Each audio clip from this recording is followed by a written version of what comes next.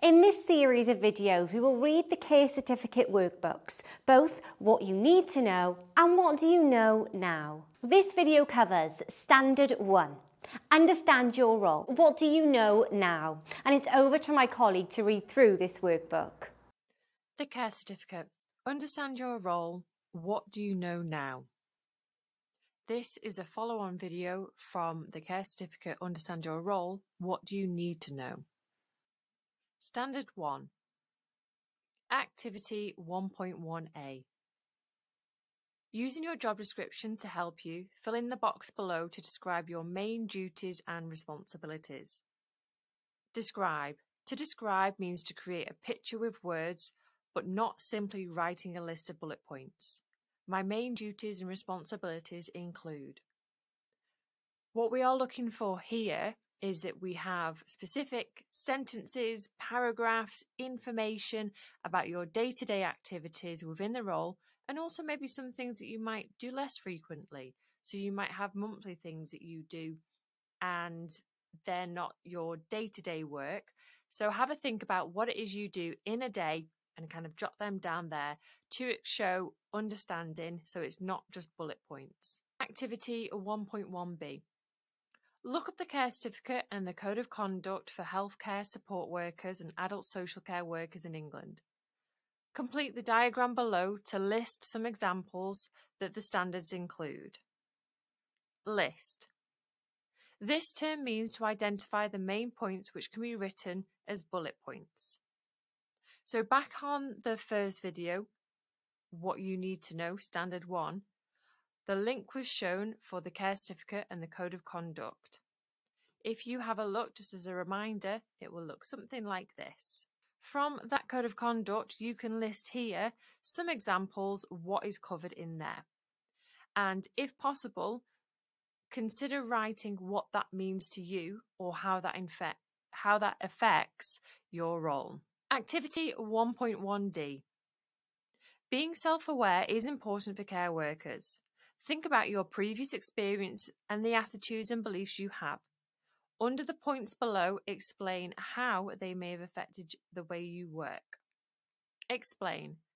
To explain something, you will need to provide a clear account of your understanding, including details like why and how. So think about a positive experience and how might you be able to relate that to the work environment or something that you do within work. That could be listening to somebody, that could be completing something on time that helped one of the people that you support and had a really positive experience on their day. So have a think about something that went really, really well and include details like why it went well and how it went so well. A negative experience and the steps that were taken to ensure it didn't affect your work. So have a think about something. Now, this could be something that you've maybe missed the bus, missed the train, got stuck in traffic, you got stressed out on your way to work, or you missed an appointment, or something happened where your hairdresser double booked and there was frustration, there was a negative experience, or it wasn't communicated quite as you'd like what time your appointment was and it was missed. Consider the steps that were taken to ensure that it didn't affect your work. So even though you having this frustration when you were out of work, when you came into work, what did you need to do to make sure that that didn't impact the colleagues that you work with and the people that you support? Your positive attitude. Consider describing here points about your positive attitude. Your personal beliefs. What do you feel strongly about? Activity 1.2a. Familiarise yourself with your employment rights and responsibilities under each of the headings below. Describe your rights and responsibilities as a worker. Describe. To describe means to create a picture with words, but not simply writing a list of bullet points. So how does the health and safety responsibilities impact you? Think about what your rights are, what your responsibilities are when it comes in line with health and safety at work. Confidentiality. What things do you need to think about now? It might be that you have friends that you work with and you might see them in the playground at school, for example, or you might see them in other public areas which don't involve work. So how are you going to maintain confidentiality? Working time. So think about the question, your employment rights and responsibilities. What are your responsibilities and rights within working time? And pay and wages. What are your rights and responsibilities within pay and wages? Activity 1.2b. Speak to your employer and find out the aims, objectives, and values of the organisation that you work in and use the information to fill the table below. Sometimes you can find this on your website, but you might need to ask your manager. If it is that you can find it, but you don't understand what it means, or you might be asking them how to demonstrate how that is completed within the workplace, then have a conversation with your employee before completing this question. So the aims of your organisation, that's the organisation that you work with, are the objectives of the organisation and the values of the organisation. Jot them down here, and you might also consider to think about what your thoughts are about the aims, objectives, and values. Activity 1.2c. It is essential to work in ways that are agreed with your employer. Give an example of an agreed way of working in your workplace and explain why it is important. Explain. To explain something, you will need a clear account of your understanding, including details like why and how. So you'll be able to find your agreed ways of working. It might have been part of your induction pack, and also have a look at your policy and procedures. You might have intranet where you can download these documents, and if not, speak to your manager or line manager and find out where you can get this information from. So as you write down an example of an agreed ways of working, think about how this is going to impact you, how it is going to impact the people that you support, your colleagues, and also explain why it's important. Activity 1.2e and F. For each of the statements below, decide whether each should be reported as a concern and tick either yes or no. The health and safety of staff is in danger. Do you report yes or no? Individuals are treated with respect and dignity. Do you report yes or no? The environment is being damaged by work activity. Do you report yes or no? Wrongdoing is being covered up. Do you report yes or no? The individual's care is inadequate, but they cannot or will not complain. Do you report yes or no? Care plans are reassessed and updated regularly. Do you report yes or no? Your manager is involved in abuse of individuals. Do you report yes or no? Activity 1.2e and F. This is part 2. Thinking about the statements from part 1 that would need to be reported. Explain how you would raise these concerns or whistleblow and why. Explain.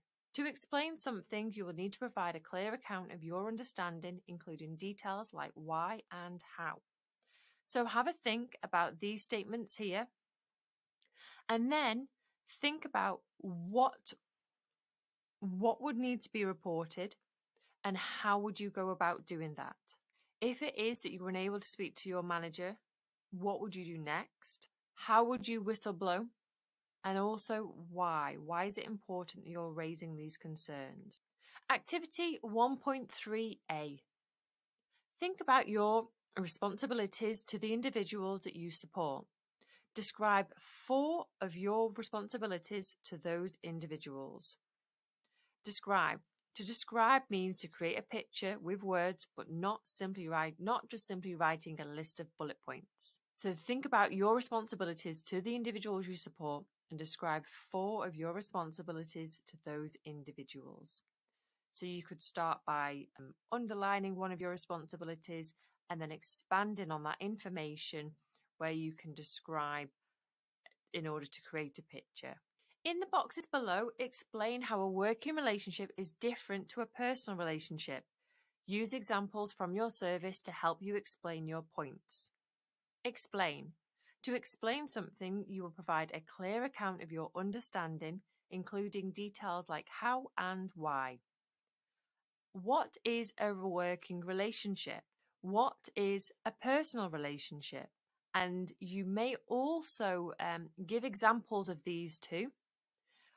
But consider too, do you have people where you have both a working and a personal relationship, where you have a dual relationship with that individual?